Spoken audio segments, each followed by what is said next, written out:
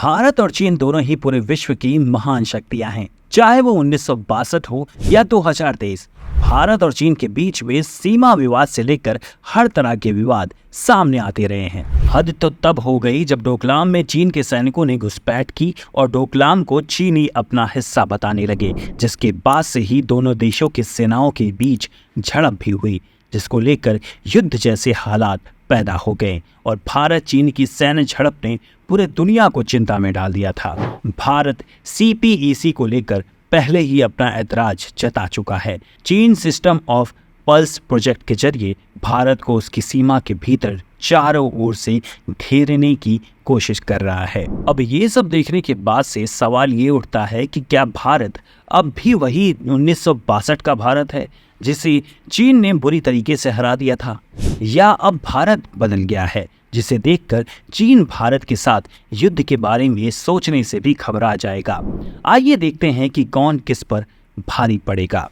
अगर जियोग्राफिकली बात करें तो चीन भारत से 3 गुना बड़ा है, जिसके चलते चीन को 3 गुना ज़्यादा भारत से अपने सीमा की सुरक्षा करनी होती है। इसके साथ ही भारत नॉर्दर्न बॉर्डर हिमालयन क्षेत्र से लगते हैं और भारत को वहाँ ज़्यादा खतरा है क्योंकि पाकिस्तान और चीन की सीमा वहाँ पर लगते हैं। वक्त आने पर चीन और पाकिस्तान दोनों मिलकर भी भारत पर हमला कर सकते हैं। ऐसे में दोनों देश अगर मिलकर भारत पर हमला करते हैं तो भारत के लिए रोकना मुश्किल होगा। समुद्री क्षेत्र की बात करें तो भारत को Indian ocean, bay of Bengal और अरेबियन सी मुख्य तौर पर अपनी समुद्री सीमा साझा करता है।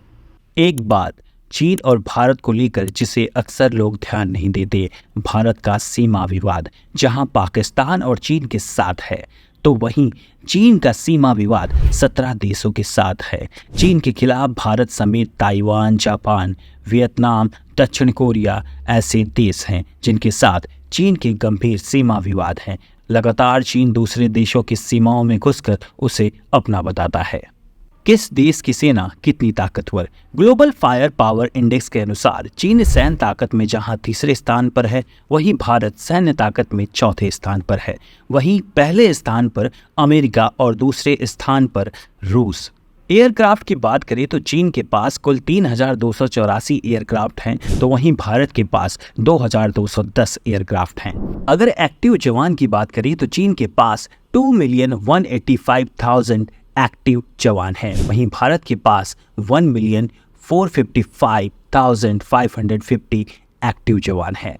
चीन के पास 8 मिलियन रिजर्व फोर्स हैं, तो वहीं भारत के पास 1,155,000 रिजर्व फोर्स हैं। चीन के पास 1,119 फाइटर जेट्स हैं, जबकि भारत के पास 577 फाइटर जेट्स हैं। चीन के पास 916 हेलीकॉप्टर हैं, तो वहीं भारत के पास 807 हेलीकॉप्टर हैं। चीन के पास 4,950 टैंक है, तो वहीं 4,614 भारत के पास है।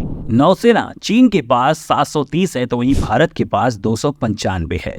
एयरक्राफ्ट कैरियर की बात करें तो चीन के पास 3 एयरक्राफ्ट कैरियर हैं, तो वहीं भारत के पास 2 एयरक्राफ्ट कैरियर हैं। पोर्ट्स एंड टर्मिनल भारत के पास 13 हैं, तो वहीं चीन के पास 22 हैं।